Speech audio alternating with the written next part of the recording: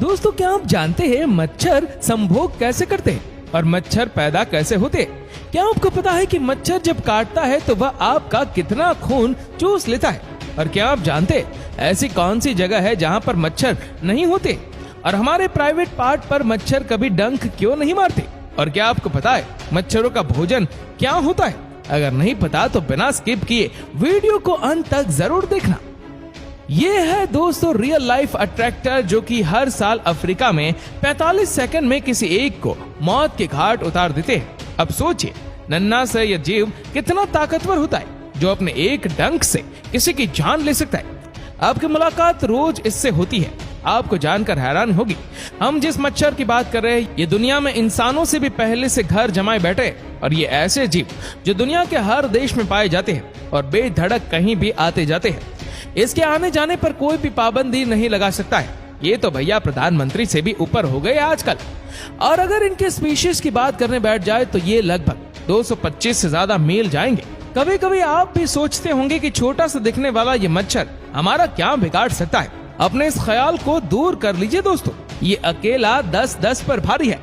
ये छोटा सा दिखने वाला मॉस्किटो आपको मलेरिया, डेंगू जैसी न जाने कितनी बीमारियां देता है जो कि जानलेवा होती है।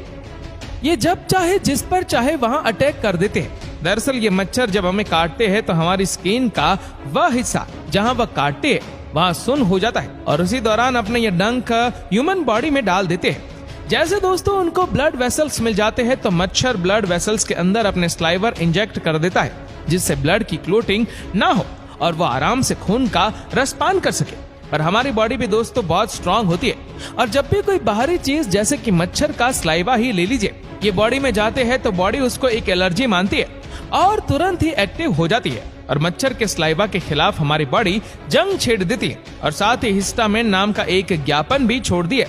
जिस जगह मच्छर ने अटैक किया था उस जगह जाकर दोस्तों हिस्टामिन उस जगह को भर देता है जिसे काटने वाली जगह पर एक उभरा सा लाल सा निशान बन जाता है जिसके बाद तुरंत ही उस जगह पर खुजली होने लगती है और हमें इस बात का एहसास हो जाता है कि हमें मच्छर ने काटा है। दोस्तों मच्छर द्वारा दी गई बीमारियों की गिरफ्त में आ जाते हैं। चलिए जानते हैं दोस्तों जब मच्छर किसी बीमार इंसान को काटता है और उसके बाद किसी नॉर्मल इंसान पर जाकर अटैक कर देता है तो लार जो होती है वह नॉर्मल इंसान की बॉडी में छोड़ देता है और उसे वह बीमारी हमारी बॉडी में एंटर कर जाती है और हम भी उस बीमारी के शिकंजे में ना चाहते हुए दोस्तों फंस जाते हैं। जैसा कि आपको बताया जा चुका है कि अफ्रीका में एक मच्छर के काटने से हर 45 सेकंड में एक इंसान की डेथ हो रही है।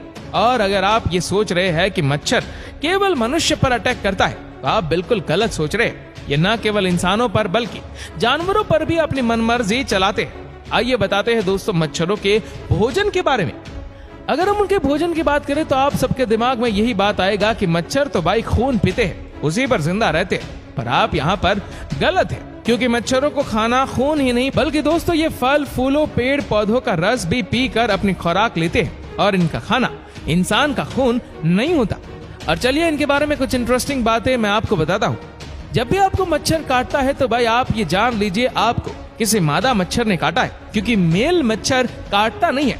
मादा मच्छर ही हमें अपना शिकार बनाती है क्योंकि इंसानों के ब्लड में प्रोटीन होता है जो फीमेल मच्छरों के अंडों के लिए बहुत अच्छा होता है। अब आप समझ ही सकते हैं दोस्तों फीमेल का डेवलपमेंट इन्हीं के अंडों से होता है और वह मेल मॉस्किटो की बात करे तो दोस्तों वह हमें नहीं काटते। अब आपको दोस्तों एक सच बताते, मेरी तरह सबको भी यही लगता है कि मच्छर सबसे ज्यादा हमें काटते।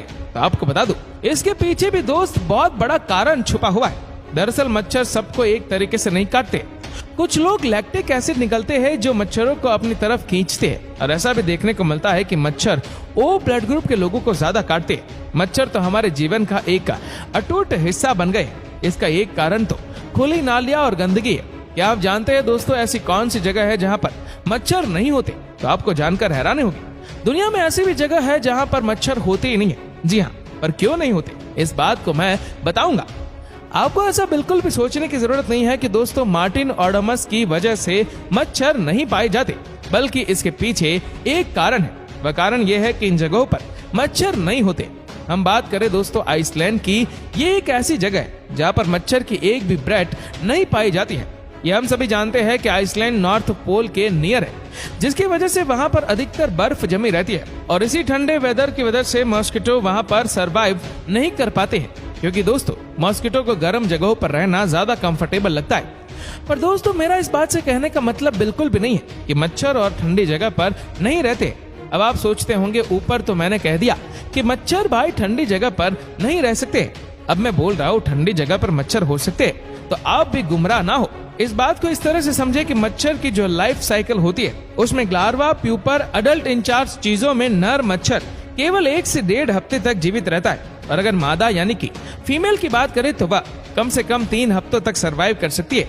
आप ठंडी जगह पर दोस्तों लार्वा सर्दियां आते ही बन जाते हैं, और इस ठंड की वजह से ये प्यूपर जम जाते हैं, और वापस जब बर्फ पानी बनता है तो ये प्यूपर एडल्ट मच्छर में बदल जाते हैं, और उसके बाद दोस्तों ये अपने आगे की प्रक्रिया करते हैं, अपने शरीर में न्यूट्रिएंट्स जमा करते हैं जैसे कि दोस्तों, और उनके इस प्रोसेस को करने में कम से कम 1 हफ्ता लगता है। अब तो मैं आपको बता दूं आइसलैंड में ऐसा करना संभव नहीं है, क्योंकि यहाँ पर मौसम बदलने की वजह से बर्फ तो पिघल जाती है और मच्छर एडल्ट में बदल भी जाता है, लेकिन तुरंत ही मौसम फिर से बदल गया तो ये अपने अंडे नहीं दे पाते और वापस से बर्फ में जम जाते हैं। और यही मेन कारण है कि जिसकी वजह से आइसलैंड पर मच्छर नहीं, क्योंकि दोस्तों वह अपने अंडे पानी पर नहीं रख पाते और उनकी ये मच्छरों की सेना तैयार नहीं हो पाती है।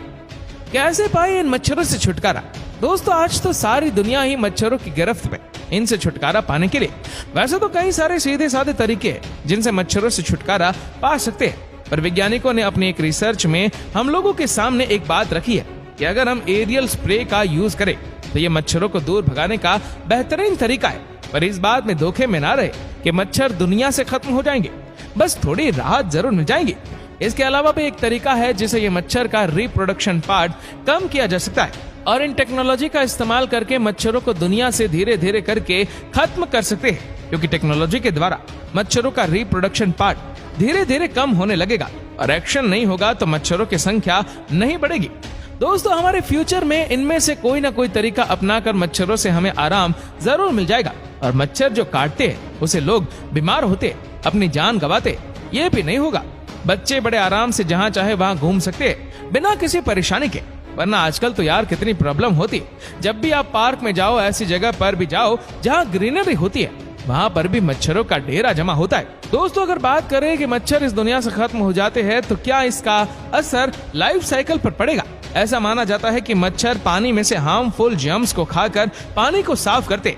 वैसे आप मुझे बताइए, आपको क्या लगता है, मच्छरों को दुनिया से हमेशा के लिए खत्म कर देना चाहिए या फिर नहीं? जो भी आपकी राय है हमें नीचे कमेंट करके जरूर बताएगा। और अगर आपको वीडियो अच्छा लगा हो तो इस वीडियो को लाइक करेगा, शेयर करेगा ज्यादा से ज्यादा लोगों तक, और ऐसे ही और भी इंटरेस्टिंग वीडियोस के लिए फॉलो करें हमारे पेज को, और ऐसे ही और भी वीडियोस को यूट्यूब पर देखने के लिए नीचे कमेंट सेक्शन में लिंक दी गई है जिसके ऊपर क्लिक करके हमारे चैनल को आप सब्सक्राइब करें और बेल आइकन दबाएं ताकि हमारे हर लेटेस्ट वीडियो की अपडेट आपको मिलेगी सबसे पहले। धन्यवाद।